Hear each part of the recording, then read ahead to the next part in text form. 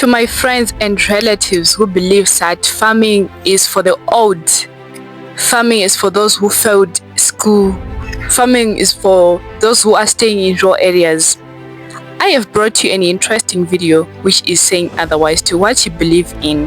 Hello guys, I'm Vimbai. Welcome to my YouTube channel, and if you're new here, please do subscribe, like, comment and share. We had the privilege to visit Vitagrow Urban Farms, and it's in Vinona. So the worst part of it is it's grown on a very small piece of land. We used to believe that, and for those who really want to venture into farming, they usually say, you know, I really want to do this, but I do not have land, I do not have capital. My channel is basically an awakening call to those who are procrastinating and are saying that we are not educated, we do not have anything to do about it, and to those who have acquired a couple of certificates and are saying that they do not have a job.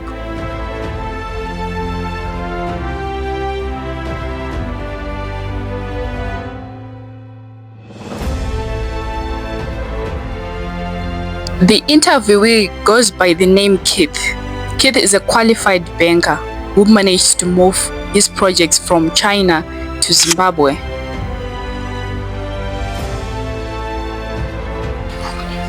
Hi everyone, how are you? My name is Vimbai from Deep Poultry and Rabbitry. So today we had the privilege to visit Vitagrow in Vinona, and with me here I have Mr. Keith. How are you, Keith? I'm okay, thank you. Thank you so much, Vimbai. Thank you for hosting us. Welcome. So we would like to know, the first question that I'm going to ask, how did you set up this system, especially in town? My journey starts a couple of years ago when I finished my university. I came back to Zimbabwe, and although I didn't have a farming background, I came across farming from some acquaintances, and I saw that this is a method of farming that is smart, is clean, is sustainable, and also can make me a revenue that can take care of my family. So how I started was really by chance. I just started with one greenhouse in my parents' backyard, and then from then on we've just been growing year by year until where we are right now. Okay, that's impressive. I'm also a university graduate, and once visited this place, so I'm really grateful and I am appreciating the project. Thank you so much. Another question that I want to ask is, hydroponic farming is not common here in Zimbabwe. How are people? Are they appreciating it? I really understand Zimbabweans are resistant to change, and how are they appreciating your projects? Okay, I think that's a very good question. As you mentioned, not just Zimbabweans, but I think anyone is is a bit resistant to change, especially if it's newer models of doing things that are currently working. Right. So I would say there's been definitely a very good response to hydroponics. However, I've seen that response is more skewed towards the younger generation, because the older generation, sometimes they grew up doing soil farming their whole life, their grandparents, their parents. So I think for most of them it will take a little bit more time. But the younger generation, from primary school upwards to university, they're very excited about hydroponics and what hydroponics can offer them. So I think their response has been very, very positive generally. And also, talking about shifts, they do believe that farming is for the old people. And now that you have introduced us to this new model, it seems it's very expensive to set up. Do you agree?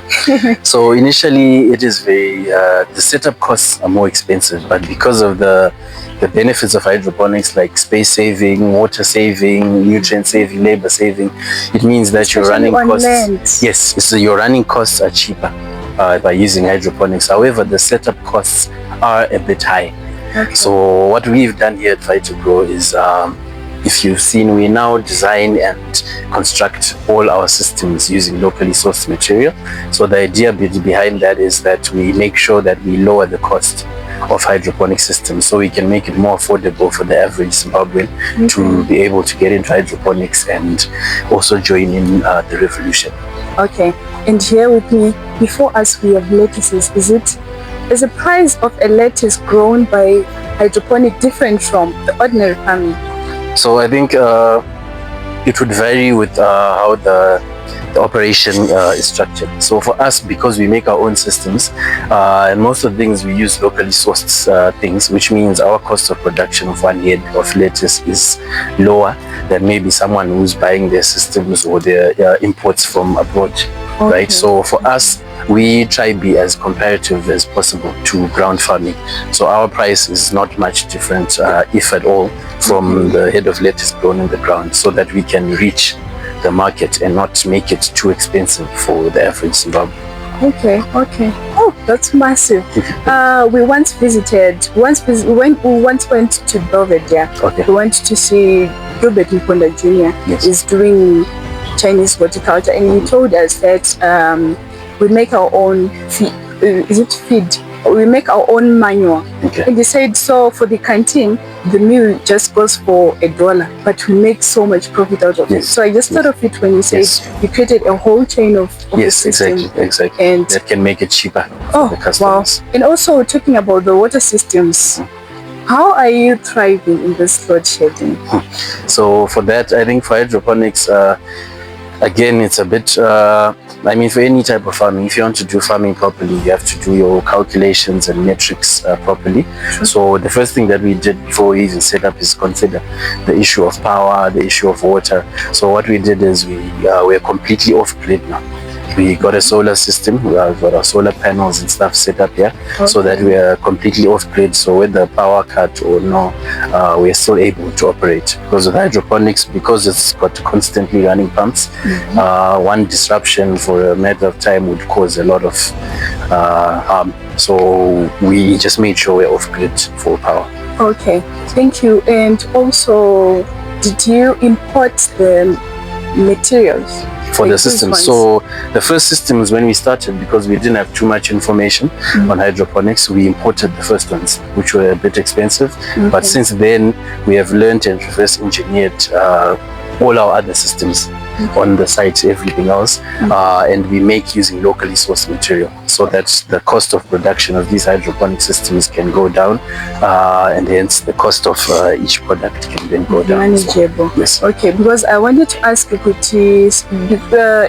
given that you imported this, are they not cost in terms of maintenance and also hiring people who are, because I want to believe that even my plumbers, some of them are not even familiar with these tanks, I mean, are underground and everything. So I wanted to ask you, so you already have people who are really have a know-how about this, how to manage it, they already know.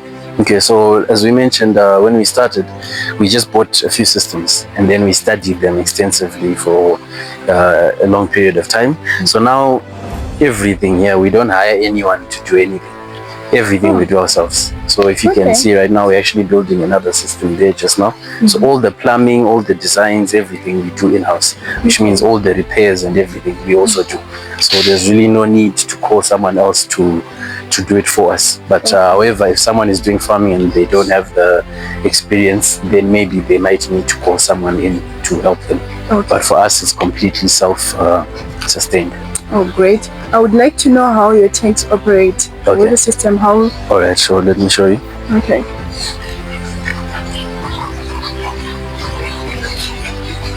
So this is one tank. It's called the reservoir, the hydroponic reservoir. So what happens is in there, that's where the water is, and that's where our hydroponic nutrients are. So there's a small pump in there that pumps water constantly through these black pipes. So this water is nutrient-rich water, right? And this nutrient-rich water goes through the roots of the plant. So as you can see, here are the roots. So as the roots take up the water, they also take up the nutrients. And then the water goes there, collects in those gutters, and then comes back. So the water is constantly recirculating. Okay. So the system goes round and round, yes. So if you can see, all the water is coming back. So that's how you save up to 90% of water compared to soil-based farming. Oh, okay. Yes, because the water recirculates and we don't lose a lot of water through evaporation or washing away and things like that as you would in the soil. Okay. And also, how do you maintain the growth of your crops? Do you put another fertilizer? So we've got nutrients that we put in there. They're hydroponic, they're in the water there. We put them in the water and we use the electric conductivity to measure those nutrients in the water, as well as we control our pH as well and put it in the right pH ranges to make sure that each and every one of our crop gets exactly the nutrition and the conditions they need at all times.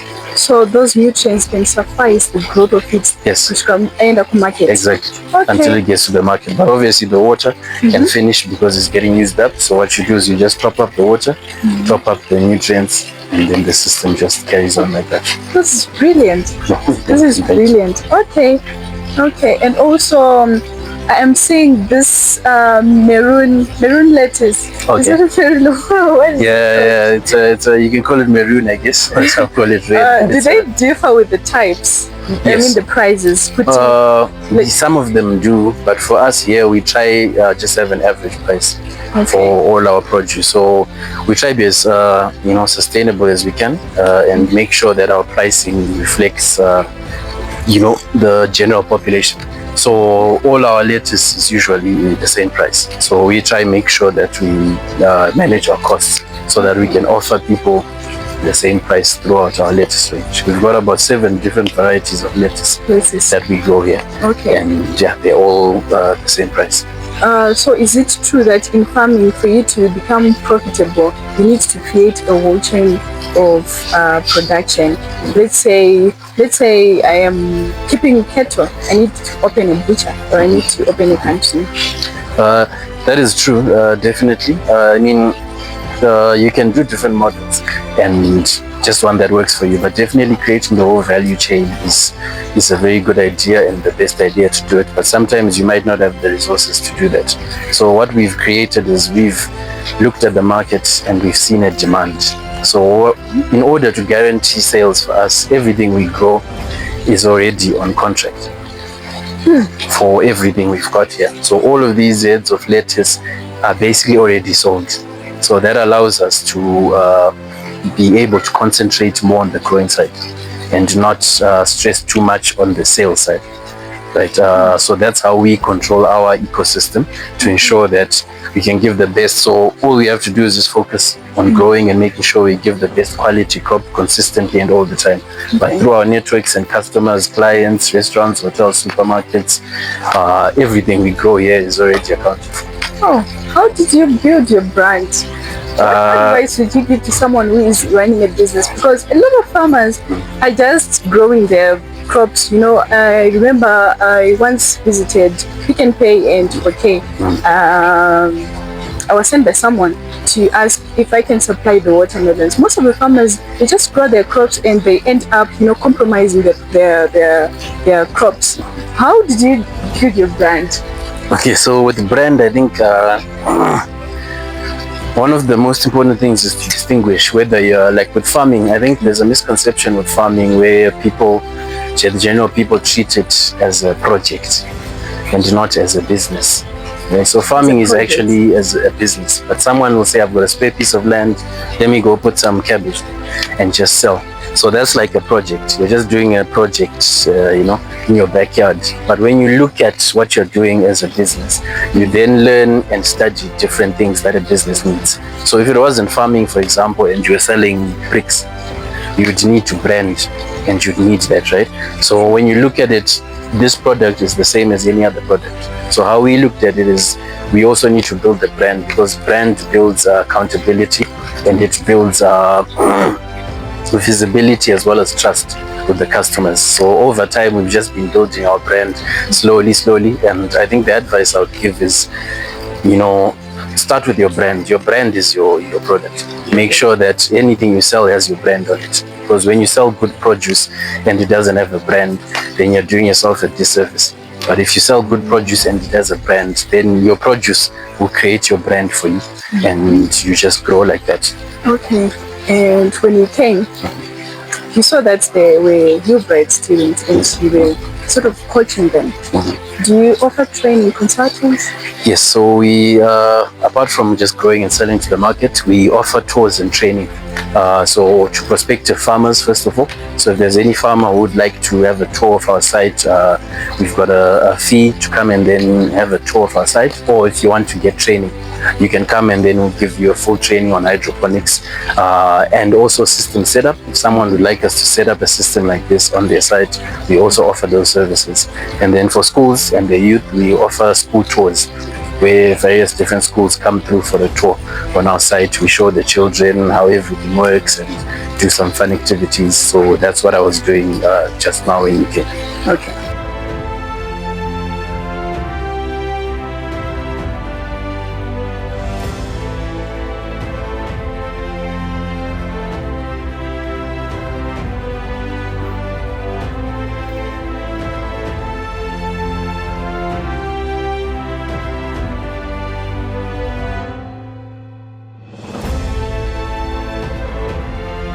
Okay. Do you think passion is overrated or underrated in business? Okay, I think in business, in any business really, how I look at it is you need passion. Definitely 100%, because if you don't have, you can plan everything, you can do your calculations, you can do return on investment, you can do projections, but the honest truth is reality is usually different from what's on the ground. So at some point of your business or project, you're going to face some difficulties throughout the whole process. So if you don't have passion, that's when you will not see the business through. So a lot of people start businesses that they don't have passion with, and they're the first sight of problems or issues, then they bail on those and then start something else. If you can see us here, we've been operating for about 6 years, and it hasn't always been rosy, and sometimes we have problems and issues, but what keeps us going is our passion. So without passion, maybe we would not be here where we are right now. So definitely I think passion is the biggest thing that you need in order to make your business survive. So you're saying passion gives determination in terms of hardships. Yes. You know, you told me when one is operating a business, he or she needs to take it as a business, not a project. Yes. So is it that if one has a mindset that I'm running a project, it seems as if he is chasing money? Yeah, chasing money and also limiting. Because when you're doing a project, you just want Once off. you just, even if it carries on, but it's just a little, it's like a deal. You're doing some deals, and but with the business you have to look at different metrics. How do I make the business grow? Where am I not performing well? There's a lot of finance involved. You have to do your numbers and see cost of production of one cucumber, like you're asking, or one head of lettuce. There's a lot of things that go into improving and growing a business that you wouldn't look at if you're just looking at it from a small-minded perspective as a small project. What did you study? So I've got a degree in banking and finance. But it's different from what you're doing now. It is different, but in a way I use my degree a lot with my business, and that's also helped me. Because another issue that happens, especially with farmers, and the idea of looking at it as a project and not a business, is they don't really look at the finance side a lot. It's always lacking. It's always okay, fine. They overlook it. It's always like, I've got 1 hectare, let me just put lettuce, and when it's time to sell, I just go to the market and find the market. But there's a lot of different financial implications that you have to look for in order to make your business sustainable. So I believe with my background with finance, it's really helped me be able to create models that I track year on year. Over here, we track almost everything. Besides the growing, we also track everything financially, and that helps us steer the course and make sure that we are on the right path to growth. Wow. And to someone who has recently graduated, the unemployment rate in Zimbabwe is hiking. What do you have to say to those youths who are waiting maybe to get a job, and to those who are giving excuses that I do not have a land, I want to start farming, but I do not have a land. Okay, so you're proving otherwise, yeah. Okay, so for me, I think for the youth out there and everyone who's just recently graduated, what I would say is try to look at more sustainable methods of farming. Farming can come off as an older person's game because of old perceptions, but us as the youth these days, we are trying to prove that farming is for everyone. and it's a viable thing. No matter what degree you did in university or what you did, you can find a way to incorporate that degree into sustainable farming, especially hydroponics. So I'd recommend all the youths out there that don't have the opportunity to get a job or employment and are just sitting at home, to look at hydroponics as a viable method to to start a business and look after their family. So we have to be open-minded. Definitely. Sometimes what you study and what you end up doing are two different things. So you always have to keep your mind open to different possibilities in different fields. Thank you so much. And the last question for you, where do you see yourself in 10 years' time? In 10 years' time, definitely we see ourselves as an industry leader for hydroponics in not only Zimbabwe, but also the Southern African district. We've already started looking around in different countries surrounding Zimbabwe on options to set up systems, set up base there, do tours and trainings. So we are moving towards the growth of the company in terms of land usage and production, but we're also improving our and also increasing our capacity for tours, trainings, and information for hydroponics. Oh, thank you so much, Steve. All right. Bye, guys.